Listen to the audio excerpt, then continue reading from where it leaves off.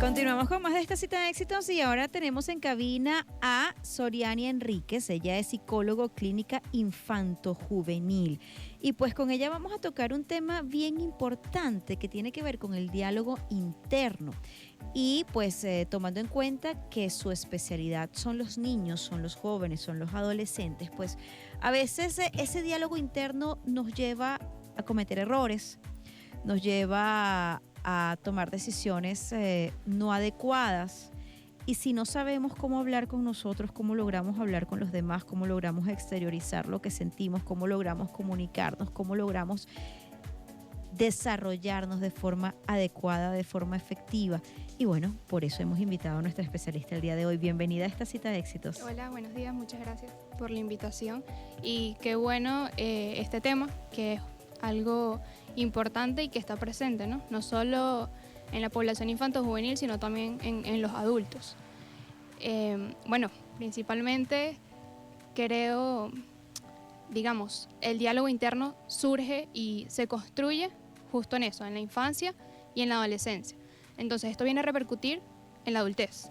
Entonces, este diálogo interno es básicamente de qué manera nosotros hablamos con nosotros mismos, ¿sí?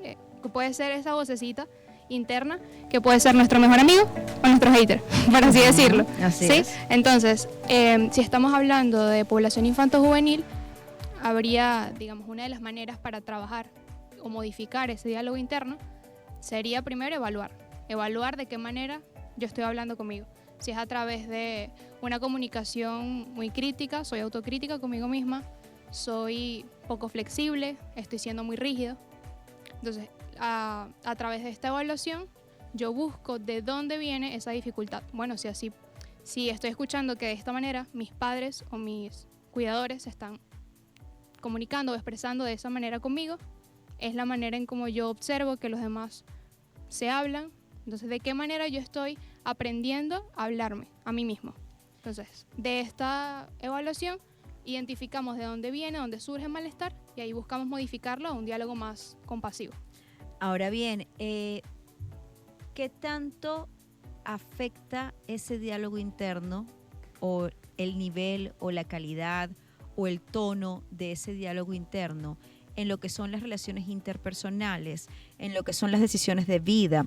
Hace pocos, el mes pasado, pues, a principio de mes, se conmemoró el día pues de la lucha contra el suicidio, la prevención contra el suicidio, porque es un tema que ha venido cada vez en más auge y una de las cosas en las que pues han coincidido todos los especialistas es que hay que hablar sobre eso. Antes era un tema tabú. Hoy en día es necesario hablar de él para prevenirlo. Entonces, ¿de qué manera este diálogo o el nivel o la calidad o el tono de este diálogo interno afecta en estas estadísticas? Sí, claro que sí. Por lo menos, si nosotros determinamos que el diálogo interno o la manera en que nosotros hablamos con nosotros mismos se hace de una manera inflexible, muy rígida, somos autocríticos, digamos, esto va a determinar nuestras decisiones y la manera en cómo nos vamos comportando. Es decir, si cometemos un error y tenemos ese diálogo interno muy crítico, nos regañamos a nosotros mismos. Nos autoflagelamos. Nos quedamos ahí dándonos latigazos, que esto, por supuesto, no nos permite avanzar ni no nos permite ver, digamos, tener una visión más amplia de la situación como tal, sino nos quedamos con una visión sesgada, ¿sí? De lo que está pasando en nuestra realidad. Y por eso te digo que esto, digamos, ese diálogo interno surge de los pensamientos.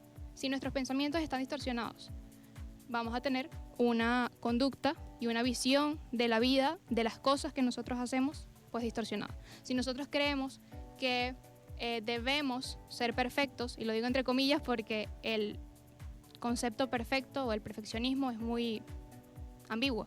Entonces, si nosotros creemos que debemos ser perfectos, por lo menos en los estudios o en el ámbito familiar, al nosotros actuar de esta manera y cometemos algún tipo de error, por supuesto nos vamos a castigar a nosotros mismos y vamos a tener una visión muy crítica y un diálogo interno muy, como tú dices, nos autoflagelamos al momento de tomar estas decisiones.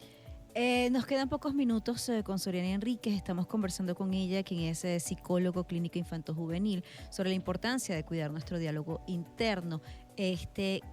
¿Qué consejo le podríamos dar a quienes nos escuchan a través de la señal de Éxitos 93.1 Sonidos en Primera Fila, a los adolescentes en función de cómo conducirse en ese diálogo interno, y también a los adultos, a los padres, a los cuidadores de esos niños y adolescentes, de cómo contribuir, de cómo ayudarles, de cómo orientarles en cuanto a ese diálogo interno más sano?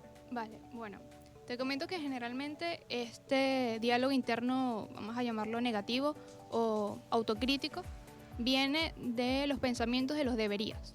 Es decir, cómo debería ser mi vida en cuanto a mi edad, cómo debería yo comportarme, cómo debería yo pensar o cómo debería yo sentirme. Esto implica normas rígidas de mi vida. Es decir, si algo no se cumple de una manera determinada o de acuerdo a lo que yo pienso, ya esto sale de la norma y es como un desajuste a este pensamiento que yo tengo interno. Entonces, esto hace que, por supuesto, yo sea crítico conmigo mismo, y hay que evaluar de dónde vienen esos deberías, esos pensamientos de deberías. ¿Algo que yo realmente lo creo internamente o es algo que vengo escuchando en casa? ¿Es algo que me dice la sociedad? ¿Es algo que hay que evaluar? ¿De dónde viene ese pensamiento? Es lo primero, evaluar de dónde viene, identificar que tengo este pensamiento que me está afectando de manera negativa y buscar modificarlo. Ya de parte de los padres o cuidadores, de qué manera yo puedo ayudarlos o qué recomendaciones sería eso. Es decir, la educación o la manera en que yo me comunico con mis niños o adolescentes no debe ser rígida, sino flexible y entender que cada uno son diferentes y con procesos diferentes. Claro, eso no quiere decir que no existan normas, que no exista Correcto. disciplina, eso no quiere decir que no se tengan que buscar pues aspiraciones ni estándares, sino que no importa, déjalo que sea como él quiera, déjalo que haga lo que quiera, si le provoca bien, sino también déjalo que decida. No, tampoco, porque los extremos no son para nada Claro, me refiero a, recomendables. digamos, procesos de vida o ritmos de vida que por supuesto los adolescentes o niños tienen ritmos diferentes. O por lo menos que si yo no estudio una carrera universitaria o si no estudio la carrera que mi papá quiere que estudie, ahí me estoy saliendo de la norma. Es a eso lo que me refiero. Y Claro. por supuesto que tenemos que tener normas en casa. Así es, claro que sí, por supuesto. Gracias a nuestra invitada de hoy, Gracias Soriani a ustedes. Enríquez, por ampliarnos información sobre este tema tan valioso para todos. Son las 10:53 de la mañana.